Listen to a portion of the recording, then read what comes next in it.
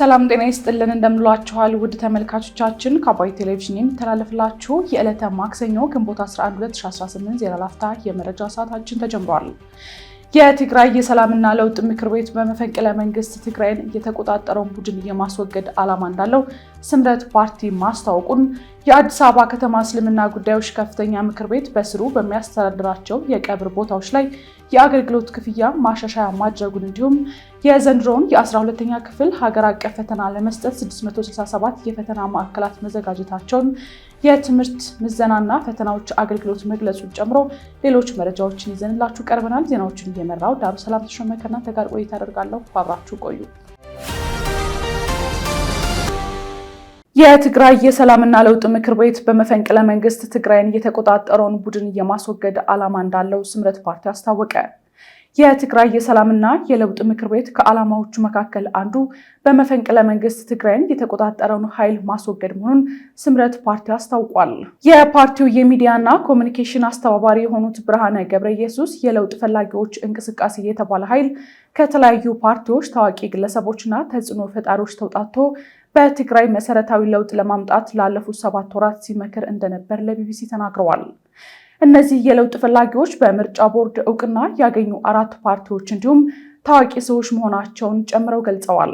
ስምረት ፓርቲን ጨምሮ በትግራይ ክልል ተመዝግበው የሚንቀሳቀሱት ባይቶና፣ አረና ትግራይ፣ ትንሣኤ ሰባ እንደርታና ሌሎች የፖለቲካ ፓርቲዎች እንዲሁም ሲቪክ ማህበረሰቦች በጋራ በመሆን የትግራይ ሰላምና ለውጥ ምክር ቤትን ማቋቋማቸው ተገልጿል። ከአሁን በኋላ የትግራይ ህዝብ አሁን ባለበት ሁኔታ ረጅም ጊዜ መሄድ አይችልም ያሉት አቶ ብርሃነ በመልካም አስተዳደር፣ በጸጥታ እጦት፣ በስራ አጥነት ጠቅላላ ክልሉ ምስቅልቅል ውስጥ መሆኑን ተናግረዋል። እሁድ ዕለት በአዲስ አበባ በይፋ የተቋቋመው ምክር ቤት የትግራይ ህዝብ በዚህ ደረጃ ረጅም ጊዜ መቆየት የለበትም ብሎ እንደሚያምን ተናግረው በአንድ ወር ያ ካልሆነ የለውጥ ፈላጊው በሚያደርገው እንቅስቃሴ ጊዜው ሊያጥርም ሊረዝምም በሚችልበት ሁኔታ ለውጥ ለማምጣት እንደሚሰሩም ተናግረዋል።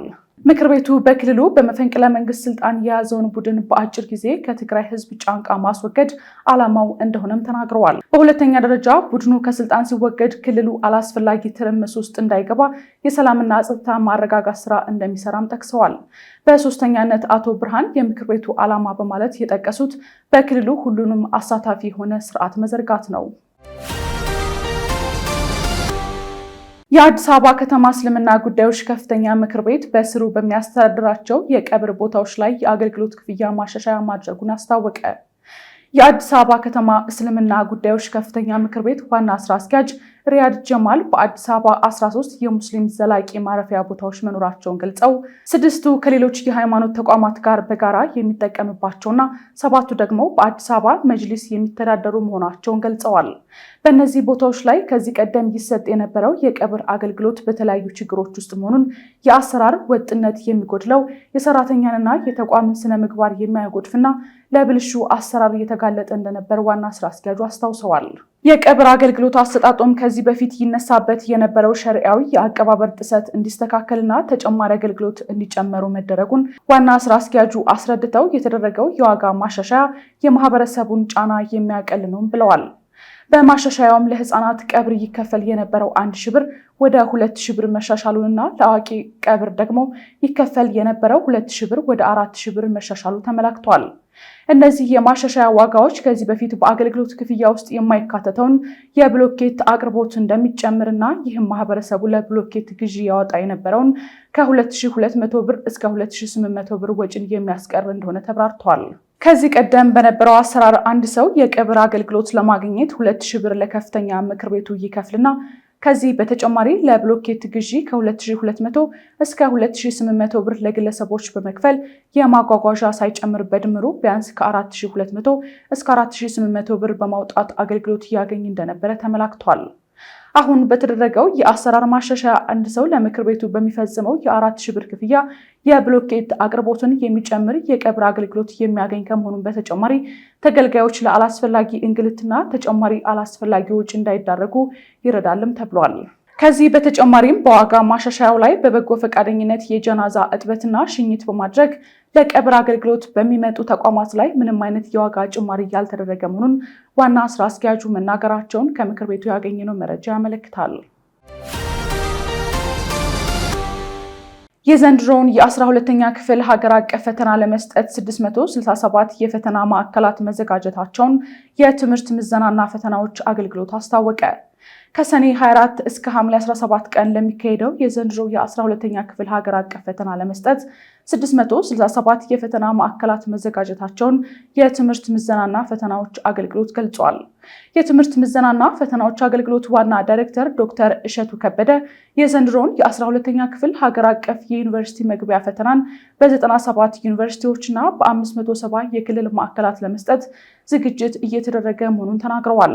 የአገልግሎቱ ዋና ዳይሬክተር ዶክተር እሸቱ ከበደ አክለውም ከሰኔ 24 እስከ ሐምሌ 17 ቀን 2018 ዓ.ም ለሚሰጠው ፈተና መደበኛ ተማሪዎችን ጨምሮ በሁሉም ፕሮግራሞች በተፈጥሮ ሳይንስ 306964 እንዲሁም በማህበራዊ ሳይንስ 257255 በድምሩ 564219 ተማሪዎች መመዝገባቸውን ገልጸዋል።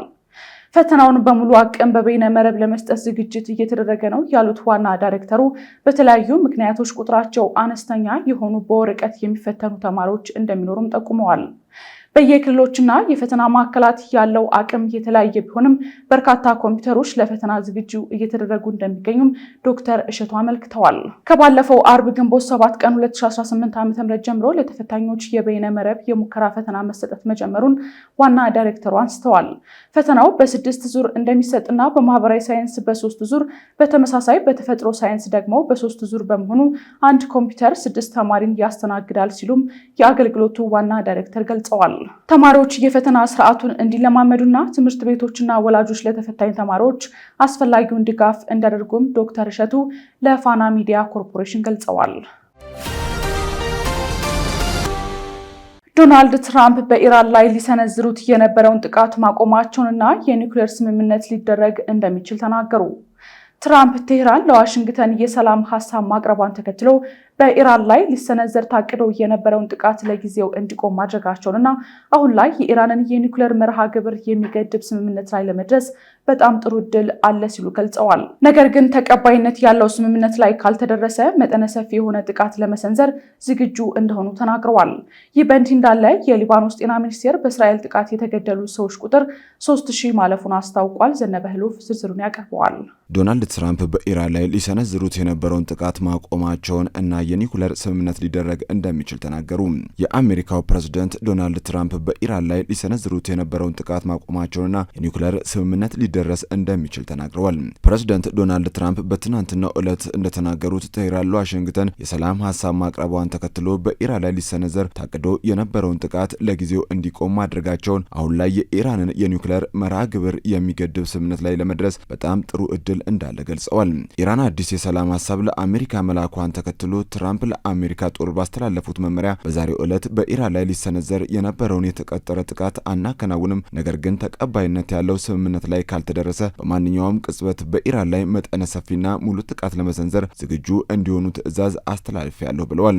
የሆርሙዝ የባህር ወሽመጥ እንዲከፈት የሚያስችል ስምምነት ላይ ለመድረስ ግፊት እየተደረገባቸው የሚገኙ ትራምፕ ከዚህ ቀደም ጦርነቱን ለማቆም የሚያስችል ስምምነት መቃረቡን ተስፋ በማድረግ ተናግረው ነበር። በተመሳሳይ መልኩ ቴህራን ስምምነት ላይ ካልደረሰች በኢራን ላይ ከባድ ጥቃት እንደሚሰነዝሩ ዝተው እንደነበርም አይዘነጋም። ትራምፕ በማህበራዊ ገጻቸው ባስተላለፉት መልእክት የኳታር፣ የሳውዲ አረቢያና የተባበሩት አረብ ኤሚሬቶች መሪዎች ጥቃቱን እንዲያቆዩት የጠየቋቸው ለዩናይትድ ስቴትስ፣ ለመካከለኛው ምስራቅ ሀገራትና ከዚያም ባሻገር ላሉት ሁሉ በጣም ተቀባይነት ያለው ስምምነት ይደረሳል በሚል እንደሆነ ገልጸዋል። ይሁን እንጂ እየተወያዩበት ስላለው ስምምነት ዝርዝር መረጃ አልሰጡም። በኋላ ላይ ለጋዜጠኞች በሰጡት መግለጫ ዩናይትድ ስቴትስ ቴህራን የኒውክሌር መሳሪያ እንዳታገኝ የሚከለክል ስምምነት ከኢራን ጋር መድረስ ከቻለች ስኬታማ እንደሚሆን ተናግረዋል። ትራምፕ ከሌላ ጉዳይ ጋር በተያያዘ ለተሰበሰቡ ጋዜጠኞች በሰጡት አስተያየት የሆነ መፍትሄ ላይ ሊደርሱ የሚችሉበት በጣም ጥሩ እድል ያለ ይመስላል። ያንን ሳናጠፋቸውና በቦምብ ሳንደበድባቸው ልናደርገው ከቻልን በጣም ደስተኛ እሆናለሁ ብለዋል። ትራምፕ ጥቃቱን ስለመሰረዛቸው የጻፉት መልእክት የወጣው የኢራን የውጭ ጉዳይ ሚኒስቴር ቃል አቀባይ እስማኤል ባቃይ የቴህራን አቋም በፓኪስታን በኩል ለአሜሪካ ወገን መድረሱን ካረጋገጡ በኋላ ቢሆንም እርሳቸው ዝርዝር መረጃ ከመስጠት ተቆጥበዋል። ባለፈው ወር ብቸኛውን የሰላም ንግግር ካስተናገደች ጀምሮ በመካከለኛው ምስራቅ ጦርነት ተሳታፊ በሆኑት በሁለቱ ወገኖች መካከል መልእክቶችን ስታስተላልፍ የቆየችው ፓኪስታን የቅርብ ጊዜውን የሰላም ሀሳብ ለዋሽንግተን ማጋራቷን አንድ የፓኪስታን ምንጭ አረጋግጧል። ነገር ግን ምንጩ እንደጠቆመው በሂደቱ ላይ መሻሻል ማሳየት አስቸጋሪ ሆኗል። የፓኪስታኑ ምንጭ አክሎም ሁለቱ ወገኖች የመደራደሪያ ህጋቸውና ግቦቻቸውን በየጊዜው ይቀያይራሉ ካሉ በኋላ ብዙ ጊዜ የለንም ብለው መናገራቸውን ሮይተርስ ይዞት የወጣው መረጃ ያመለክታል። በሌላ በኩል ደግሞ የሊባኖስ ጤና ሚኒስቴር በእስራኤል ጥቃት የተገደሉ ሰዎች ቁጥር 3000 ማለፉን አስታውቋል። በሁለቱ ሀገራት መካከል በተደጋጋሚ የተኩስ አቁም ቢደረስም አሁንም ውጊያዎች እየተካሄዱ ሲሆን ይህም ሰኞ ዕለት የሟቾችን ቁጥር 3020 አድርሶታል። ሊባኖስ ዳግም ወደ ጦርነት ተጎታ የገባችው በኢራን የሚደገፈው ሂዝቡላህ የቴህራኑ ጠቅላይ መሪ መገደላቸውን በመቃወም ወደ እስራኤል ሮኬቶችን በማስወንጨፉ ነው። አርብ ዕለት እስራኤልና ሊባኖስ የተኩስ አቁማቸውን በ45 ቀናት ቢያራዝሙም የሟቾች ቁጥር ግን እየጨመረ መጥቷል። የሊባኖስ ጤና ሚኒስቴር ከ400 በላይ ሰዎች የተገደሉት የተኩስ አቁም ስምምነቱ ሚያዝያ 9 2018 ዓ.ም ከተደረሰ በኋላ ነው ሲል አስታውቋል።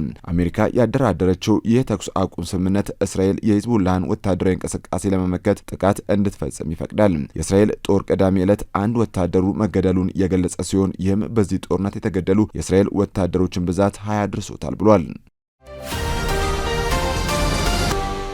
ከአባይ ቴሌቪዥን ሲተላለፍላችሁ የነበረው የዛሬው ግንቦት 11 2018 የቀኑ መረጃችን ይህን ይመስል ነበር።